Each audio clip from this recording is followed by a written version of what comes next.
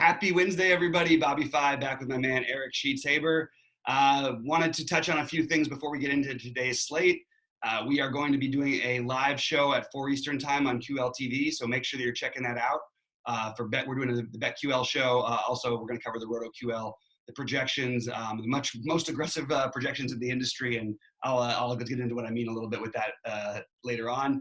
But we have had a rough, it's been a rough go for me the last couple of weeks, and I can't complain. It's been an unbelievable NBA season, but I feel great about a lot of the plays we made. When we were all over Oladipo and Lillard, and Sheets was all over Booker, and there was a lot of really good stuff last night that we were in business with, and it just wrong plays here and there. I had too much Malik Beasley and Toscano Anderson, and it's a shame. And Wendell Carter, we were all over ahead of JaVale McGee on which wasn't like we were so alone in it, but that became a real question for a lot of people. I mean, we just were on a lot of good things, had a lot of long, deep finishes, but didn't have any big win. One, about tripled my, a little 2.5 times my money on FanDuel, but I lost a bunch on Draftkings. So we're ready to attack it today. We're going to get into it because me and Sheets are so ready to win. We're actually doing 3 shows together today. So that's how dedicated we are.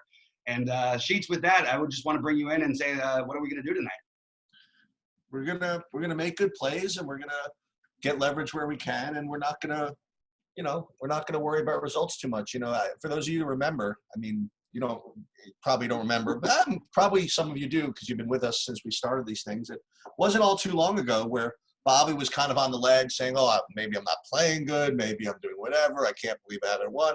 And I just kind of reminded him, "Listen, you know better than anybody, and I know just from my life experience and the different things I did. I mean, just in a high variance sport like DFS and the ultra high variance sport of DFS GPP, you just can't worry about results on a short-term basis as long as your process is good and you're making the right plays." And I don't know whether the basketball gods were listening to the excess whining or the whatever it is, but I think it was within 48 hours after that Bobby hit something enormous. You know what I mean? So it's all you could do when you're playing any type of game that distributes results in the way that DFS does, especially GPPs, is it's all you could do is, number one, focus on your process, and number two, when you look at results, just look at whether you got the leverage you wanted.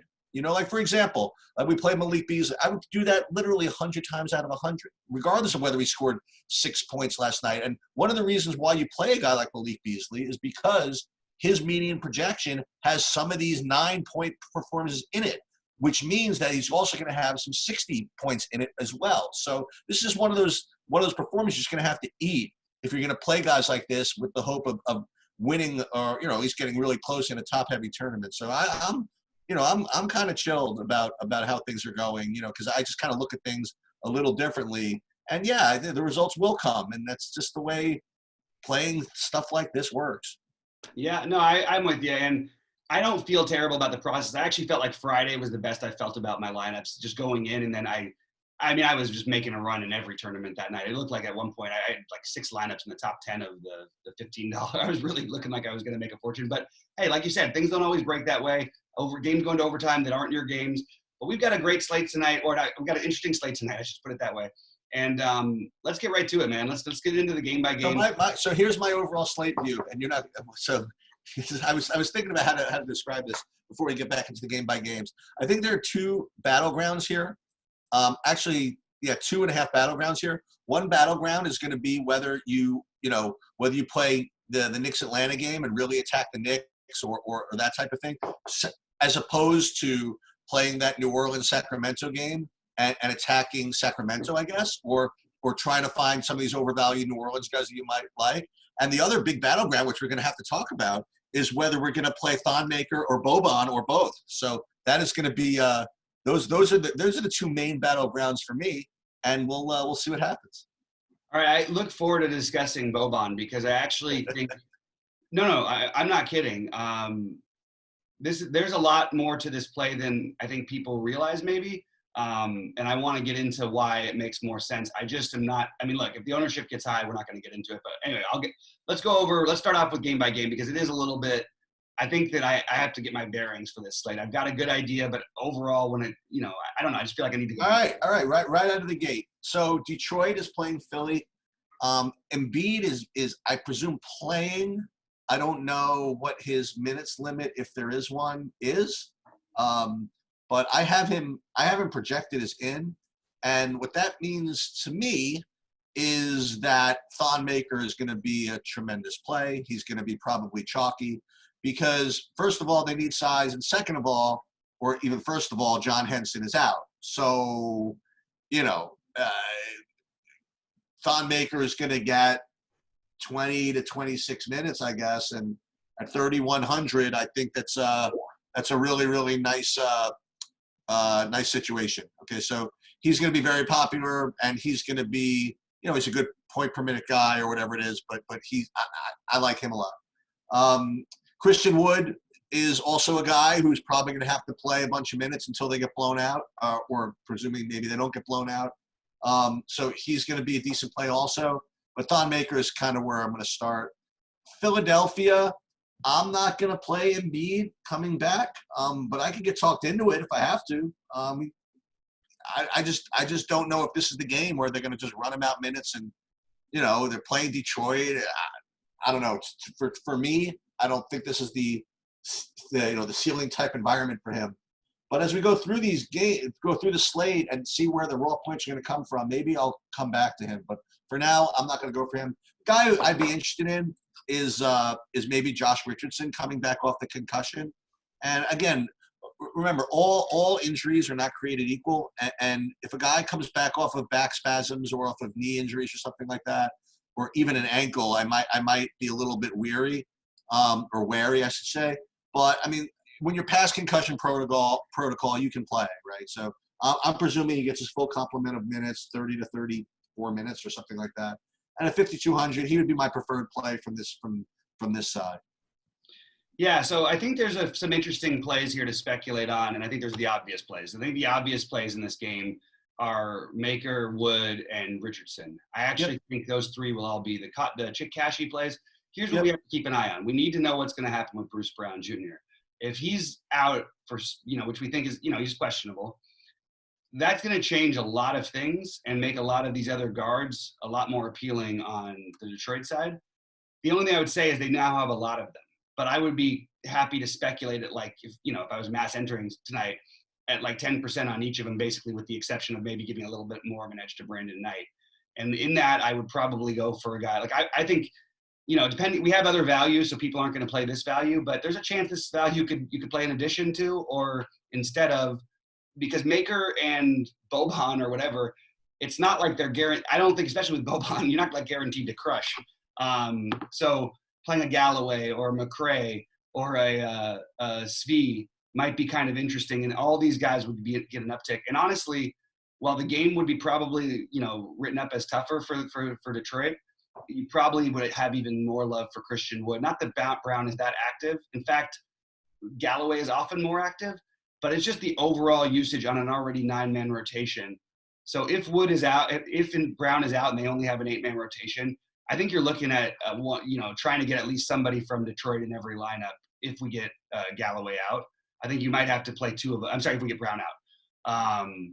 In the meantime, what I've got done right now is I'm just heavy on, I'm going to be basically a little bit above the field or with the field on Maker. We've seen him play well enough in this position. Maybe we'll find some other value that I like better by the end. And I'll be ahead of the field on Christian Wood, thinking this game might stay a little bit closer than we think. The only issue I have is I don't like taking guys against Philly when they're at home, especially with Embiid coming back. I think they're really interesting plays on the Philly side. I love Richardson. I'll be ahead of the field on him, even at chalk. I think that Shake Milton is still in play, even with Richardson back. I think the minutes are going to be there for him tonight. I think you're going to look at 30 to 32 minutes. If you give him 32 minutes, we'll see how it plays out exactly. But if you give him 32 minutes, he definitely could destroy this Detroit team, and he might even get some of the cleanup run too. So there's an interesting Shake Milton, thing going through my head right now. The other guys, if you are going to play it close, I would think that I don't ever like to play this guy. I sort of like playing bigs against this Detroit team now, and I would take a shot at a completely unowned Al Horford, who oddly enough, even with Embiid back, so his minutes are going to be cut by 2 or 3. He could put up 40 here. I'm just saying a guy to keep in mind. These are not high priority plays. They're just guys worth mentioning. I'm not going to play Tobias Harris on DraftKings at 8.5. I'm just not going to get there. Maybe if he ends up in a lineup of mine, don't shoot me later, but he's currently not even in my script. So we're going to have to wait to see about Brown, but mostly I gave the priority ones, but I would take a shot on I would even consider if we get enough value to take a shot on Embiid, because there's a couple other games later today that I think we're going to have some players sitting out that we haven't even heard about yet. So anyway, the main ones though are Richardson, Wood, and Maker. So I will piggyback off of what you said about the guards in Detroit, right? So if Bruce Brown is out, again, I've been playing Brandon Knight, and he's certainly had a rebirth of sorts over in Detroit, and I'm kind of torn between, if I had to prioritize between all three of these guys. When I say three of them, you're more of a Langston Galloway guy, like dating back like a year or two or whatever it is. I've never really been able to get there with him, but if you identify these other three guys like McRae, Knight, and Svi, like I played Svi sometimes, and he could be somewhat tilting. I guess Knight would be my preferred guy. But, it's funny. I'm just kind of waiting for Jordan McRae to flash that kind of performance that he gave in Washington that for that full 2-week period. Remember that when Beal was out and he was just killing people? And I guess for whatever reason, maybe they haven't given him the run or whatever. He hasn't been as assertive when he's been in there. He hasn't really flashed any of that since he came over. But I know from his skill set, I know he's got it in him. So maybe if he becomes the less owned of those guys, if Brown is out, maybe I would take a shot with him. I don't know. I think both those guys, McRae and Knight, have kind of sneaky upside to the point where I might even, I don't know, man, with possible blowout run. Also, I mean, I might take a shot even if Brown plays. Now that I think about it. I actually really like the points you're making, and I do think that he would be the preferred of those guys to take shots on. Like he definitely offers the most exciting part of it. But I would say, even Svi would get a boost. Like Tony Snell's already going to play 30-something minutes. Like they just have to play all these guys, and even if they rotate them, there's no way they're not all going to have the opportunity to potentially play 32 minutes. You know what I mean? And I just so right now my current script is like a little higher on McRae and Knight, but then making sure I have at least like 10% of the other guys until we know more about Brown. And by the way, if Brown plays, I'm definitely going to play some Bruce Brown just because they need if these guys whoever's going to play minutes is going to have to get some shots. Because if you think Thon Maker and Christian Wood are going to eat up all the offense, I think that it will be more like a McRae or a Brandon Knight. Having said all that, this is not a great matchup for any of these people, but I think the situation will determine over matchup. What I don't want to hear is that we hear somebody's out and then we hear two other guys are going to be able to suit up tonight. If they have 8 bodies, we have to get at least a couple pieces of this game, I think. If they don't announce any minutes limit, are you going to play any Embiid? I think he's going to play 28 minutes. I don't see why they wouldn't play him just 28. Okay. That's my personal take, but I still think you can make an argument for him. I don't think he's a better play than the other guys in that price range, but I think that some of those other guys in that price range, that makes him a great GPP play, or maybe you can play them in addition if you want to go really, really stars and scrubsy. At some point, I guess sooner than later, we're gonna be hearing narratives about which teams are in must-win mode and which teams are in tank mode or whatever it is. Yeah. We gotta be on the lookout for that kind of thing. And I just gotta throw one team in there. There's no tank mode. I just want to make this really clear. This year, there's no tank mode. It's really important to know this. This is not a draft where anyone knows that literally the guy who's projected 15th could easily be the number 1 pick. Like it's absolutely that wide open. There's like 4 guys who maybe stand out a little bit, but then there's like 2 guys in the who maybe have the upside to be as good as. It's a crappy draft. It's not anything anybody should be tanking for. I think most of these teams are not in the same situation like they have been in past years. It just doesn't benefit them nearly as much in this particular draft. They're not really getting anything. So I'm going to say that I'm more worried about the teams that, if you have nothing to play for, I could see you giving up like a team like once Washington's out of the playoff race, for example, with maybe you doing what they did last year with Beal and playing him just 30-something minutes in the last few games of the season. But mostly, I think we'll have a pretty good handle on it. And I'm pretty caught up on the NBA playoff race, so I'm looking more for the guys who are desperately trying to fight their way in, which is partly why I like Lillard last night, even though they're probably not going to make it. He's playing like they need to make it. Yeah, I was only mentioning it because since Philly obviously can't win a single road game, you think they'd be really making sure that they win all these home games. So that's why I worry about only They win all these home games. They don't need to make sure. They're the best home team in the NBA, and it's not even close. Right. That's why I always say, I have a different thing about the whole Philly in the playoffs thing. Oh, they can't win a road game. And I keep going, well, all they have to win is one because they never lose a home game. So I'll take that team to get one road win here and there. No, I just meant that they have to really, they have to embrace all these home games. So I would be more inclined to project Embiid for maybe, a little more run than otherwise. That was all. Right. I gotcha. Okay. Moving on to, oh goodness. So Charlotte at Miami. I mean, this could be a brutal game. I have to say, just how atrocious would it be to watch. But all right. So on Charlotte, I don't want to play anybody. The only guys I play are the guys we always play. Whoa, they price these guys down a little bit, huh? So Bridges is 5,100. Yeah. And PJ Washington is 5K.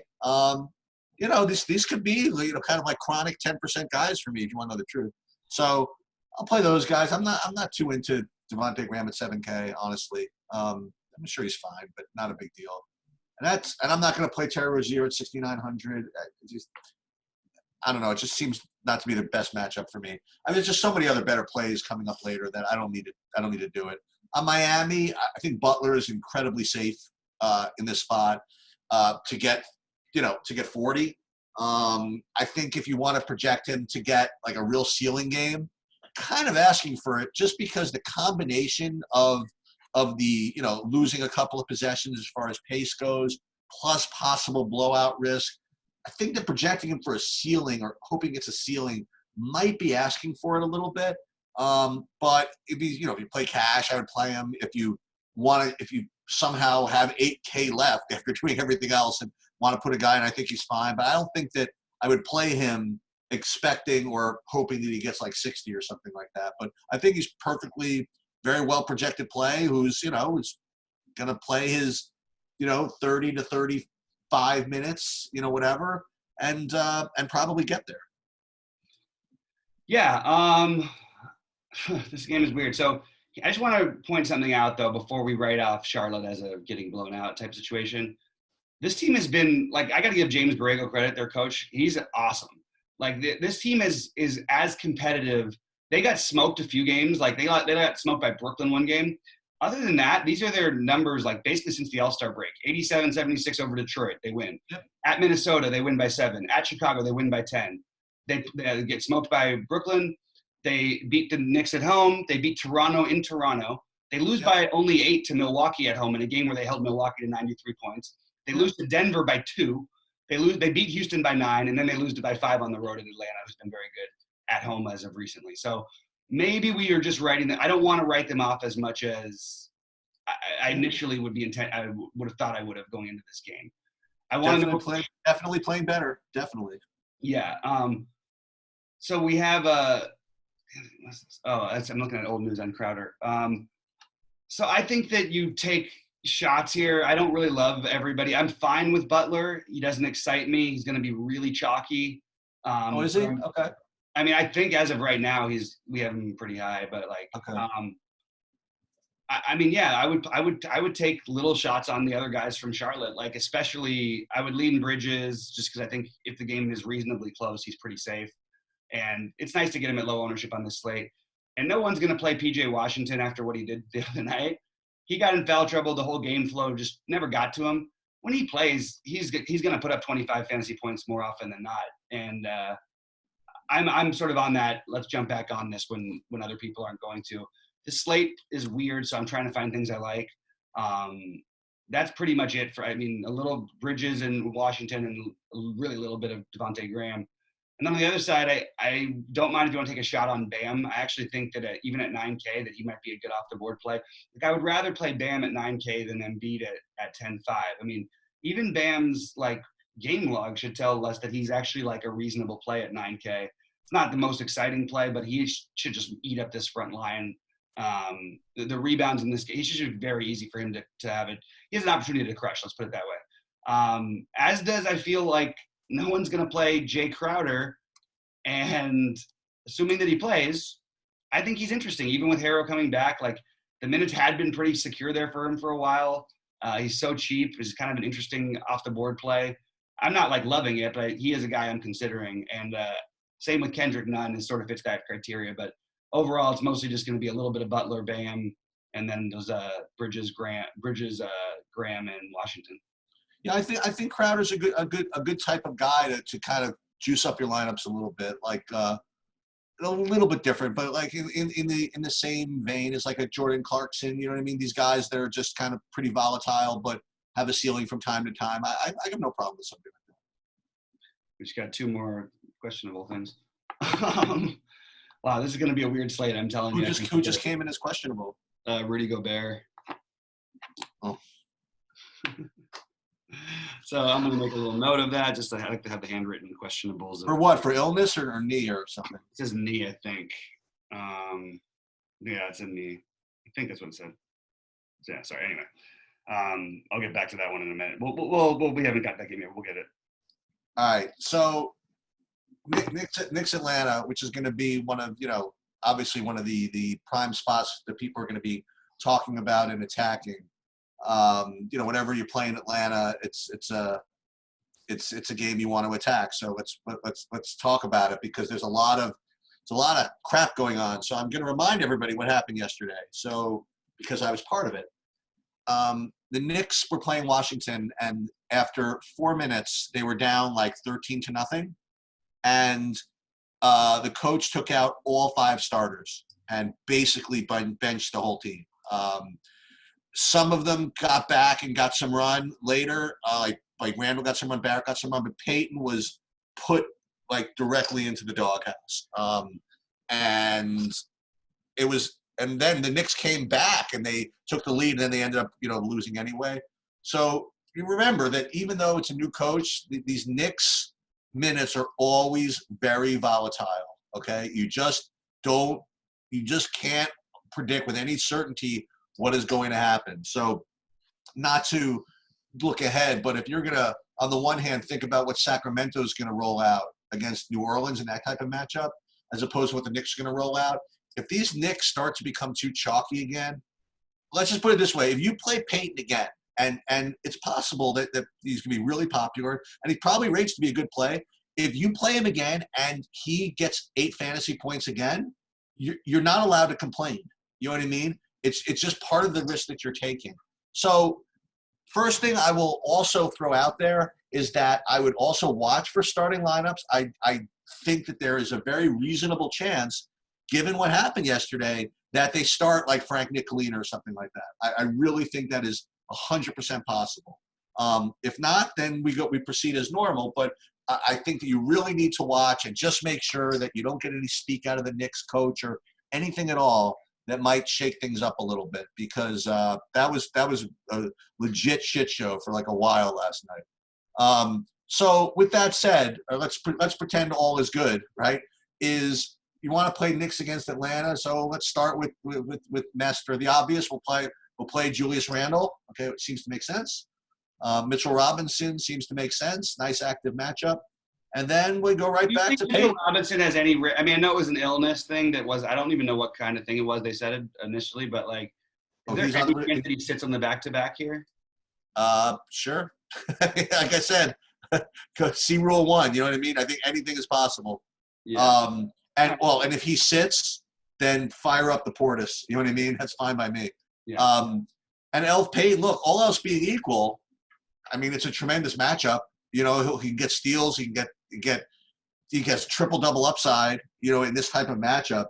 And, but I'll tell you, it's really he's scaring me the last few weeks. I mean, yeah, he throws up a great game, but they really don't have a lot of patience for him. If he's not playing well, they will have him not close. They will limit his minutes, and without consequence. So if he becomes way too chalky, I'm not going to get in there. But on its surface and on its face with this matchup, yeah, Peyton's going to rate to be probably a really good play.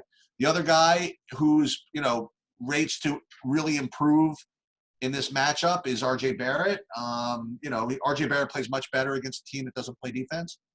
I'll just leave it at that. So I think all these guys, all else being equal, is fine. And then, natural run back with run back or run up, I guess, with Trae Young, and rock the house. I mean, I think it's a perfectly good way to play, but there's definitely a certain amount of risk to it. So I would watch for the starting lineups. If you don't hear anything, if everybody's starting as usual, then yeah, you could go ahead and play what could end up being a chalky build. Either Elf or RJ Barrett with Trae, either you Julius Randle with Trae, maybe two of those guys with Trae, but again, if Frank Nicolina is, by the way, starting, I would try him also, obviously at 3,200. So there's obviously a main game that you're going to want to attack, but just proceed with a little bit of caution. Yeah, I actually think Ntilikina's in play even if he doesn't start. I think you're bringing up some good points. He did play a lot of minutes yesterday. It's a back-to-back, all that. He played really well against Atlanta last time too, at a second high of the season, which to yesterday for assists, eight assists against them last time, was much more active. In these up-paced matchups, maybe we ought to give him a little bit of an upgrade on these minimum costs, because usually even if he's starting, I'm not playing him at minimum cost. He just doesn't do enough usually. But he's kind of an interesting, going to be a low-owned play. I don't know how much of him I'll really have, but I do think he's kind of interesting. I also like the problem with playing Julius Randle, Elfrid Payton, and Trae is that I think there is risk with these, especially the Knicks side of this. And why would I don't want to play the chalky guys. You know what I mean? Yep, it absolutely. Just doesn't feel like it makes sense. But I do at the same time think this is a good matchup for Payton. And I think I'll hope that people do, get a little bit off of him because they're game log watching and get worried about yesterday. Because I do think that he bounces back here and has a strong game. And again, how they start. Well, look, these guys do have a little bit of pride. You know what I mean? So I mean, he was, if they do run him out there and start him, I think he's going to come out there really, definitely fired up, and there's a decent chance he plays himself into 32 minutes again and smashes. So yeah. Same thing with Julius. And same thing with Julius. So I would just echo what you said about waiting for what we hear from the starting lineups, I guess, is probably the best thing we can do at this point. What Dennis Smith Jr. was supposed to play was active yesterday. He just doesn't have his DNP CD. So we'll just treat him like he's not playing right now. But even he could all of a sudden snap and get in the game. That's the thing that's worrisome with playing these Knicks. Yeah. All right. Other than that, we've got on the Atlanta side, I like Trae. I'll probably be ahead of the field because I don't really like the other spend-ups, and I'll get into that reasons why in a little bit. I like Herter, and I don't mind taking a shot on John Collins, but I'm not particularly interested in anyone else in this game. All right, sounds good. Yeah. So, all right, if you don't want to play a semi-chalky New York Atlanta stack, and if you don't want to play a pretty semi-chalky Sacramento New Orleans things, or maybe I won't be as chalky. I guess these next two games could be the kind of the sneaky whatever. So the first game is the Utah Oklahoma City game, just because it's kind of a close spread, and some of these guys are priced in a way that you can justify playing them. This would be my kind of off the board, call it whatever it is, like lesser owned deal. So Oklahoma City, once again, maybe we're getting too carried away with this whole narrative, whatever it is, but Mike Conley's playing on the other side. Shea is 6,300. You can give me all of that. You know what I mean? What's the narrative? No, just the fact that Mike Conley sucks. Gotcha. Which is because we just got, we talk about it a lot. That's all. Not even narrative. Just Mike Conley defense. You give me Shea at 6,300. You could give me as much of that as I can handle if you want to know the truth. So I think now that I'm thinking, he could be kind of an elite play here today. So I think Shea is clearly my favorite guy at Oklahoma City.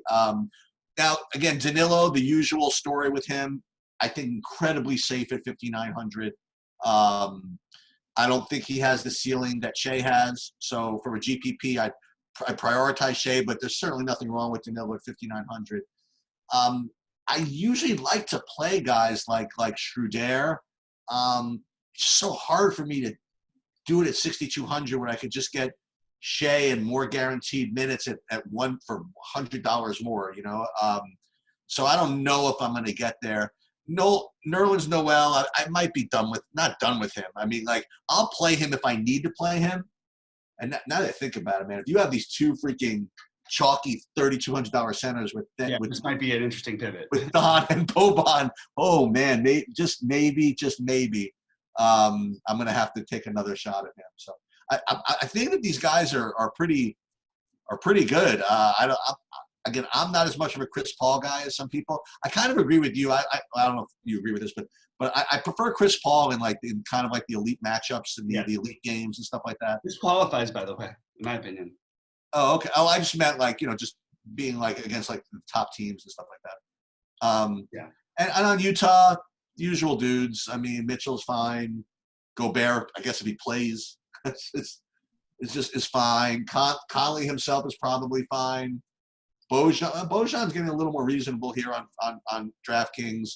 Clarkson's always worth a shot, 4,100. So, this could be a game to do some business. But again, the more I'm thinking about this, I'm kind of into. He's got to be popular, right? Shea 6,300. I mean, if not, I think he's one of the highest owned players. He's got to be, right? I mean, I'm just kind of eyeballing it, and he just kind of stands out. So yeah, the price is it definitely jumps out at you. He doesn't really get below this level that much. So, but you could run him back with someone from Utah that might not be as high owned, maybe.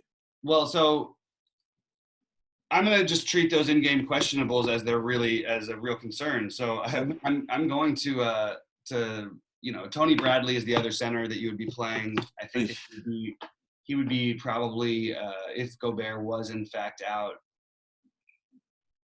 It would be close between him and Thon Maker. I put it that way. I think they would both. He's not bad, Tony Bradley. No, I know. I just don't know what minutes. I got to track down the games. I know that that there's been some games missed by Gobert, but I haven't really seen him minutes stand out for Bradley very often. Oh, there's a couple, 24, yeah. So I think he's interesting. On these, I feel like this is a small slate so everybody I'm sort of making myself like a little bit because it's not exciting a lot of these plays. But I would agree with you that this is a good game to do some stuff. I would lean Conley, obviously if Gobert's out. Should Gobert play, I think I would go with him, but I'm very worried about these in-day downgrades. I also think Joe Ingles would get a little bit of a boost, but I probably am not going to go there. Jordan Clarkson, just because they could run a small lineup out for part of the game. Jordan Clarkson. I mean, everybody here is just blah. I'm okay with them all. I would rather just go right now. I just have Conley and I guess Donovan Mitchell is fine. It's not a good matchup. I mean, I'm sort of I have a feeling of just wanting 10% of each guy, which I know sucks, except for Bradley and Conley. But that's where I'm at. I don't really love that. I will be right with the field on Shea probably today, but I don't think I'm going to go anywhere above it. So two mad scientist ideas then. If Gobert is out, I think two things happen. Number one, I think obviously it increases the possibility that Oklahoma City kind of beats on him a little bit. Maybe Nerlens Noel gets even more run as a result. That's one idea. And the other idea, if you don't like any of that, what? I don't know if I could be worried about Utah getting blown out in a game. I got you. It just doesn't happen. But the other thing, the team has a really good defense, and if the only guy that plays good defense is out of the game, it's kind of rough. Mm-hmm. Well, no, Royce O'Neal's an exceptional defender. That's true. But what I was going to say is, if you didn't like any of that, you could play. You'd have to get news he's going to play, but you could play 3K Ed Davis. I don't know. We'll see. Oh wow.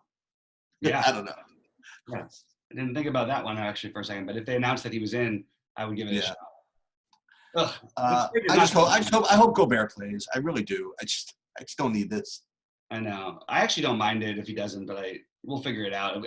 Hopefully we'll know in advance, and I'm going to treat it as, for the moment, like he's not going to play. And I can always adjust because I don't think it's going to make all the difference in the world. I like Chris Paul, by the way. You do like Chris Paul. Yeah, I think this is one of those kind of games, and I'm just going to keep attacking Conley with point guards. And Chris Paul's been really, really good. I'm sure he's had some down games at times, but he's coming off a 48 and a 51. Those were tight games where you needed him. This is a spot where I feel like the same thing is going to happen, and you're going to get the upside of Chris Paul, potentially. I think Gallinari is very safe, also going to be extremely chalky. You could pivot on the other side and play Boban. I think that's an interesting way to go because he's going to be unowned comparatively, I think. Right? Let me just make sure about that. Bojan, excuse me. And then, yeah, it's not too prioritized, but I do think that there is some merit to playing Noel, even if especially if all these other guys are value plays as either a pivot or an addition to. It's just going to be, I don't know. I feel like it gives you a lot of options. So I'm open to Noel as a potential play and on this weird slate. And Steven Adams is really cheap at 5.6. I like him better if Gobert does play, just because sort of forces him to stay in there a little bit more, and they've been going small at times lately. So those are the guys for me in order, though. It's Shea, Gallinari, and Paul are about the same for me, but Paul is the one I'm differentiating with a little bit because he's going to be the low owned of the bunch. All right, so Denver-Dallas, it's a pretty big game for both teams. I mean, it's a seeding game. It's two good teams, and from a DFS perspective, I guess Porzingis is going to be out, right? Yeah. So we're assuming. We still. I mean, I don't know if the official word has come in, but we're definitely assuming he's out. He should play, man. I mean, they're playing Denver. I mean, he didn't play as many minutes last night because he was. I know. Just suck it up and play, God's sakes. Anyway, Kristoff, yeah, easy for me to say. The guy was out for the whole freaking year with an ACL, right? And I'm like, just go freaking play. Yeah. So Kristoff out, Willie Cauley-Stein out, no size, playing against Denver. This is why Boban is going to be projecting as a good play pretty much throughout the industry, and the industry just loves him, you know. So he's going to be a big battleground today. And my take is this: if they do kind of announce that he is starting, it's going to be difficult to not play him at 3K. He just has he just racks up fantasy points in such bunches that it's just kind of tough for him to not be played at 3K if he's going to start. The safest play by a long shot, I think, is certainly going to be Max Kleber. I mean, he's going to be playing. I have to imagine just a lot of minutes, regardless. So and I'm sure he's going to be chalky too. But he's the safer type play for me. But I mean, the real truth of the matter is the easiest play of them all is going to be Luka. You know what I mean? Like with Kristoff out again, whatever. I mean, Luka's, look, it's a back-to-back, whatever. But who cares? He hasn't played one in almost 2 months. Who, Luka? Yeah. Oh, good. Let him be lower owned then. They're playing Denver. It's a big game. He's going to get up for it. He's gonna. It's a close game on paper. I just no issues playing with him. I think he's much. I think he's a better play than Trey. I don't know. Of course, so does the rest of them. He's going to be like 70% owned, literally. Oh, Luka? Oh, okay. I don't know. I mean, he has to be. Okay. Because there's nobody. I mean, he's just such a much better play than the other guys on every. Especially with all these especially when you're going to be able to play 3K guys probably. But also, every favorite thing in the world to do is to play the guy who has the other big guy out, and it doesn't always work out that way. And I'm telling you right now, man, like I'm looking back through all of these games, and I have not seen him play a back-to-back. The last one he played only 25 minutes on the second end of the back-to-back. And other than that, was it a close game or no? I don't know. It was against Phoenix. I have no idea. 25 minutes.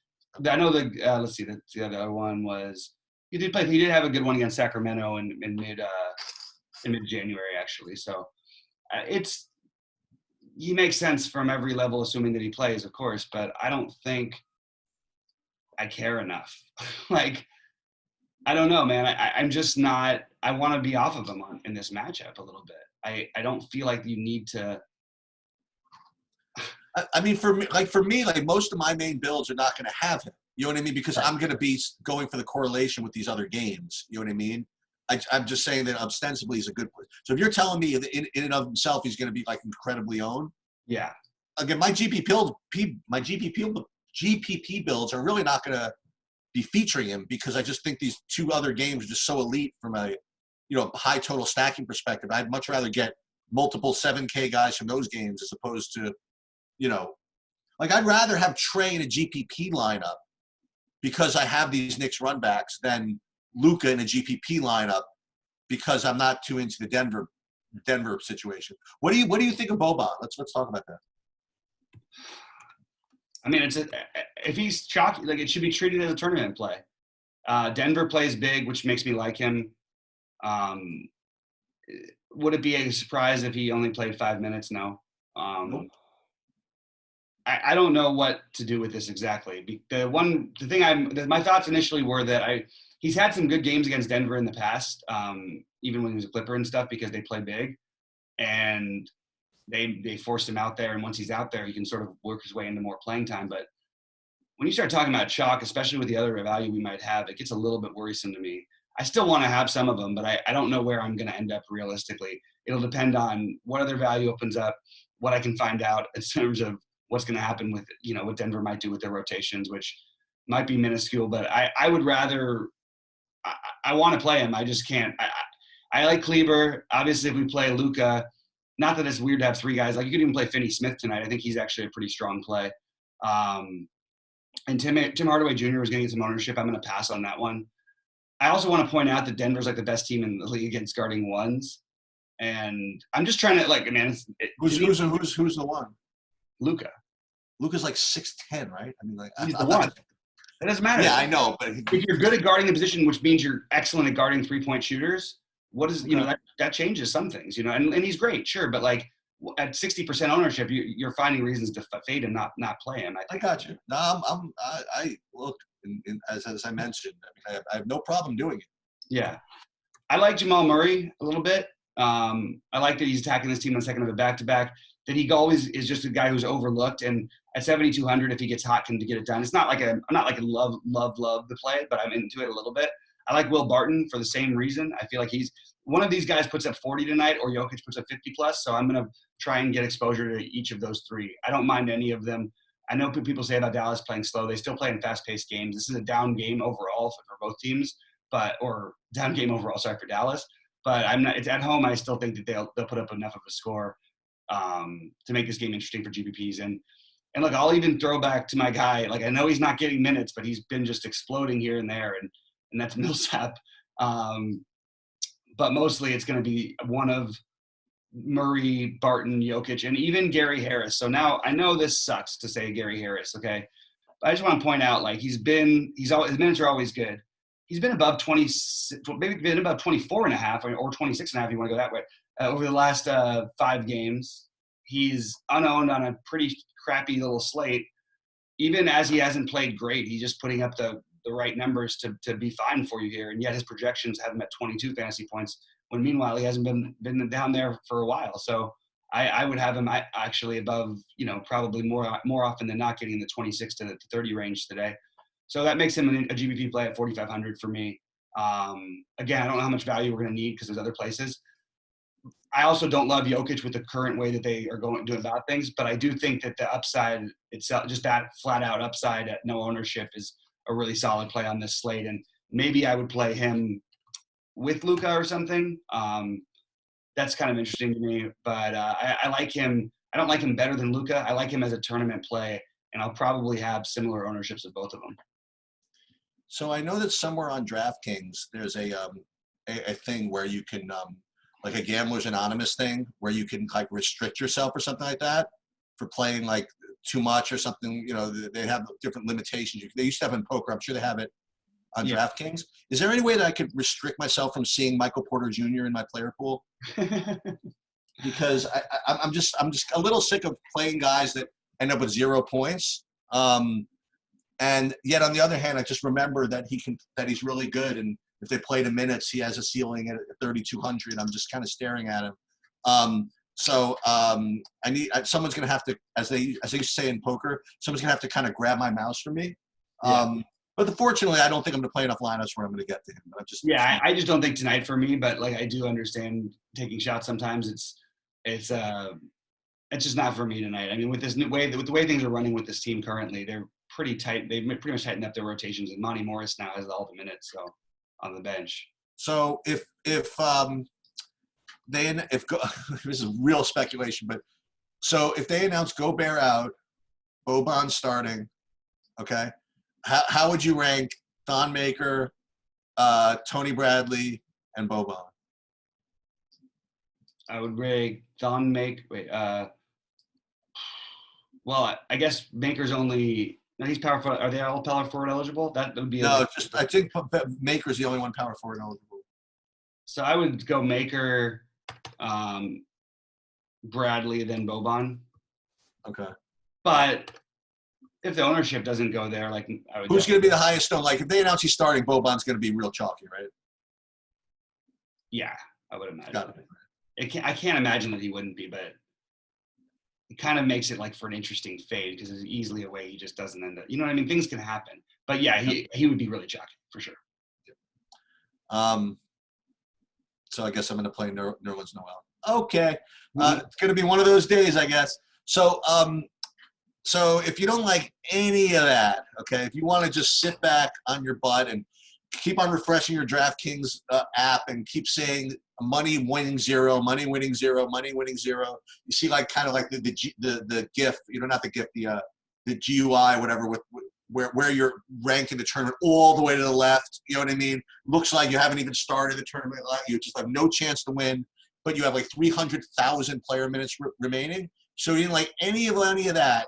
You get to wait all night long and get a full island game with nothing else going on with a 233-point total for must-see TV. So I am 100% getting into a lot of this. So let's go here. The easiest part for me is going to be, well, I said easiest, is the Sacramento side. So on the Sacramento side of this game, I think Fox is a very nice, easy way to start. And he's going to be a good play, probably the most chalky of all these guys. But I guess all these guys are going to get some ownership. I think that where I'm going to be probably a little underweight might be on Bielitsa because Holmes is back. So even if Holmes only plays 20 minutes or something like that, it's going to take away maybe from Bielitsa. So he'd be my least favorite. But I have no problem playing Bogdan, no problem playing Hield. I would even in this type of environment have no problem playing Harrison Barnes. He's a guy I don't play too often. I'd play two of them. I'd have maybe a lineup with three of them. I think this is a tremendous way to play. It's a late game, so if these other games blew up, you could pivot away and just get a little less. You get a little crazier if you had to. Then what happens on the New Orleans side? The good thing is that none of these guys are going to rate all that well, because it's kind of tough to predict which of these guys are going to blow up. So what I'm going to do is I'm going to put a couple of Sacramento guys in and just kind of shuffle through these New Orleans guys. I think as weird as it is, I think Zion might be the safest maybe. But I'll take shots at all of them. I'll take a shot at Drew. I'll take a shot at Ingram. And even though he's really, really priced up there and he's not going to project well, I'll take a shot at Lonzo also with the idea knowing that he's probably not a great play in and of himself. But if I'm going to stack guys from Sacramento, certainly there are routes where a ball ends up with 60 fantasy points. You know what I mean? So I am that's what I'm going to do. And it's just kind of on brand and all that stuff. I'm kind of looking forward to this one. Yeah, I'm totally with you on this. I think I'll have at least a player from each side and every one of my lineups tonight. I don't like this slate except for this game. And what's going to happen is everybody's median projections here are going to keep them somewhat owned, but not as owned as they should be. Yep. So I just say you want to get way ahead of everybody in this game. It's our best chance for a real shootout-y type of atmosphere. There's a lot of low-owned plays. While I'm not a fan of Bielitsa particularly tonight because of what you said, I'll still take a shot on him, absolutely. He still played 29 minutes in the last game, or 30 minutes, I guess you want to call it. He put up 33s, 5,500.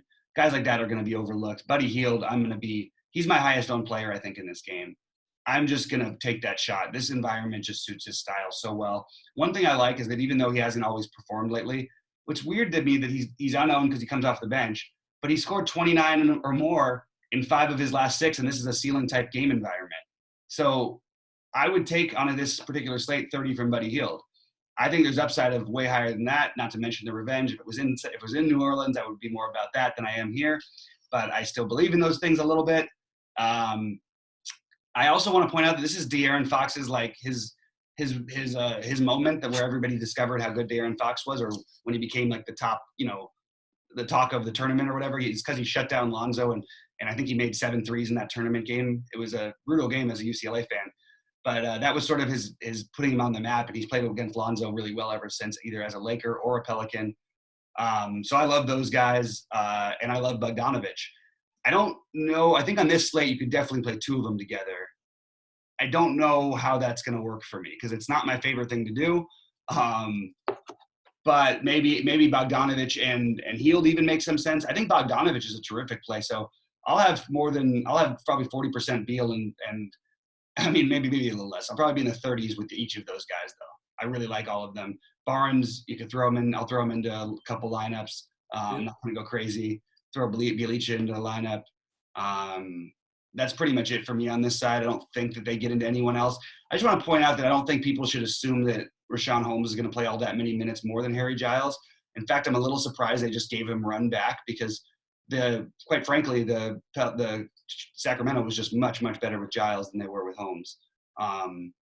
So I would keep an eye out for that. This is not the slate where we need to make that kind of weird move, but just keep an eye out for it in the future. We're going to have too much value and not enough places to spend on the slate, so we don't need to go for an extra guy like that today. I don't know. I was thinking sort of the opposite. Not the opposite. I wouldn't mind actually taking a shot at one of those guys, Holmes or Giles. What was interesting about Holmes is that they didn't sit him on the back-to-back. They played him 20 minutes back-to-back. So I don't know if this is the game, but there's going to be a game where they roll him out there. But until he's played a long time in the NBA, and until at earlier this year where it lasted for about 9 games or 10, whatever it was. It was 12 games. Maybe it was longer than I'm thinking, actually. He started getting all this run that he's never had in his life. But what's sort of lost in all this is that they were losing the whole time. And now they turned their entire season around since then. So I don't actually, just from a coaching standpoint, I don't really understand what they're doing by going back to Holmes. I also think that he's not really a part of anything in their future, and Giles is, hopefully for them. It makes no sense to me. I would be playing Giles and Alec Glenn if I were them, not Richaun Holmes, but whatever. Yeah. So, but what I was going to say is I think that in stacks, I think I might be inclined to play one of those 2. You know what I mean? Like Giles, like you were kind of implying a little bit, maybe Giles even at 3,800. Like you said, he as part of a stack, I have no problem with that. It's hard on this slate for me, but I get it. Like he's a center eligible only. No. Giles is power forward and center. Oh, he is. I'm sorry, I've got him as center. My bad. I mean, I just don't think I'm going to get to much of it, but I understand it. It's definitely something. Hey, I agree. You and I didn't tell myself.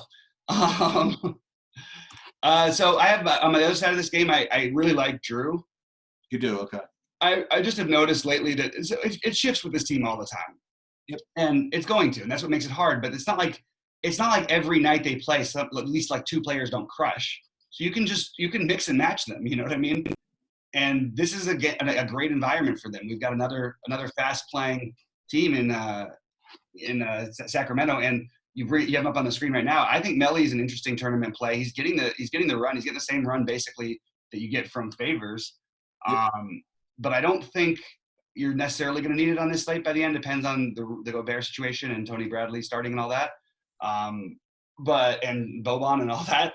But if you get all that, maybe you leave Melli out, or maybe you just pay for everybody else. I guess you could really do some things. Cheats, do you mind if we try and build that real quick? Yeah. What if lineup? Because this is definitely a possibility it could happen. And I like the lineup you got up there, but I want to see what we could do maybe with this lineup. And so we want to put all the 3K guys in all the studs. Is that what you want to do? Yeah, let's do the right ones though. So we'll put power forward. We'll do Thon. Yeah. So let's put in. I had him in already. So let's put him in power forward, right? Thon. We want to put Boban in. Boban. Are we gonna? You want to presume what's his name out? Who? Gobert. Yeah, just do this pretending he is, because then you put in Bradley. Where'd he go? He's center only. That's fine. And then you put in Melli. Right. So we could put. Yeah, you can't put in Noel. So Melli is power forward eligible. Right? So we can put him in. Yeah, I mean, you could flip it and just play one with Noel if you wanted to, but. All right, so you can get them all in now. You can get in So now you play Luka, you and play Trey Trey, and Butler. Butler, or Hall. I would prefer Holiday personally, but. Can you do them both? What's Holiday? No, not quite. You can. Who's the small? Hold on. Where does this leave it at small forward? Let me just see where my ownerships are, because this is kind of an interesting thing. Can't quite get to Butler. You can get a Shea easily. I mean, What about wait? What if you at shooting guard you can play 74? Sorry, I'm trying to get the math done right. Why don't you play Shea? Like if you did play Shea at 63, where does that leave us though? 1,100 over. That's too much. I mean, under. That's way too much left over. Anyway, you can see there's some things you can do here, but like I'm still trying to figure out what would be optimal. I don't mind Brandon Ingram either, by the way. So you could always play. Well, can you play Ingram? No, you can't get to the other guys at 7. Anyway, there's things you can mess around with and do it. Basically, playing most of the guys you wanted to play at the high end if you wanted to. Yeah. So we're waiting. We're gonna wait. This Gobert thing is gonna be obviously important, and that's 8:00. So I think that comes out. Yeah, well I hope enough. so. The Bruce Brown thing is somewhat interesting. Well, yeah, as a matter of fact, like, so if Melo would be the least important of these guys, I imagine. Can you get to one of those Detroit guys if Melly Brown's out? wait, if who's out? Oh, Brown's out. Oh yeah, you can always do that, but you don't necessarily need to go. Oh, I guess you can't really play small forward. We don't have enough. It's too much money to spend. Yeah. Not only that, we have all these guys that can only play center or power forward. That's crazy. All right, man. Well, we're going to get into it with the FanDuel show soon, guys. But I want to get into my lineup sheets. What are your final thoughts before I get into my ownership percentage? My thoughts are the same as they were, honestly. I think New Orleans Sacramento is the elite game. I think New York Atlanta is also an elite game, but I just think that carries with a little more hashtag Knicks risk. And the Oklahoma City game would be my kind of sneaky my sneaky pivot off of all of that. And aside from that, I mean, we're watching the news. We're have to make a Boban decision, and the Gobert thing is going to be that's going to rip the slate apart, actually. So we'll see what happens with that. Yeah, and I know the game matters. I'm still nervous about this Luka thing. All right, I'm gonna go. So real quick, my own highest owned players will be Josh Richardson and Thon Maker. Not going crazy off the board there, but I'm going way off the board with my next 2 highest owned players would be Kleber, who's going to be popular, and Buddy Hield, who's not going to be owned by anybody. Then I would get into the De'Aaron Fox, Shea, Luka, Trey, and I have them as basically the same, but I'm obviously over the field on Trey and under the field on Luka. And I might even get less of Luka in the end. It's too good of a situation for him. Like he's going to get so much usage, but at the same time, there's some other players in this team. They can. I don't know. I'm hoping that's what happens. He doesn't kill me with like a 50. If he plays, Chris Paul, Drew Holiday, Christian Wood, Bogdan, sort of all in the same range. Tony Bradley, but that's just a speculative if he's out, and I'll probably be higher on him than I am now. And then all the New Orleans, Sacramento guys, Zion and let's see who else, Ingram, and then a bunch of other random. It's Gallinari, but mostly, I mean, I'm going to stick with a pretty strong core of actually what's fairly chalky with the Kleber, Maker, and Richardson thing. But I'm going to get really creative with who else I use, and one of those guys is Buddy Hield. Another low-owned guy is going to be Brandon Ingram and Mike Conley and Jamal Murray and Gary Harris. Finding little pieces for these guys in those other lineups are going to be where I'm at, because I do like the chalk, and that partially is why I'm off of Jimmy Butler to some extent, because I like the other chalk stuff better, and I would rather play a less-owned Drew Holiday in a much better game environment than I would Jimmy Butler tonight. Okay, so you want the winner? So what we did while you were going through this is I bought into the fear of Luka at high ownership. I tossed him out of this lineup and presumed Gobert out. So instead of that, this one we can end up with Fox, Ingram, and Drew out of that game. Dude, keep Shea and all the value and Trey, and we rock the house. I love that. And you could even, you know what? If you make that one, just do one little pivot in a $4 tournament or something and just throw Zion instead of Ingram. Because those guys I used Ingram because originally, as you were talking, I had Butler here at 8K. Yeah. And as you were saying, you like Ingram a little better. So we could just do three of them. We could play Ingram and Butler and Zion. Sure, yeah. I love it. I think it's a cool little build. Anyway, guys, we're going to get out of here. We're going to get you – hopefully this is a good first step for your daily picks. Remember to join us on QLTV at 4 Eastern time, and we will see you at the top of the leaderboards tonight.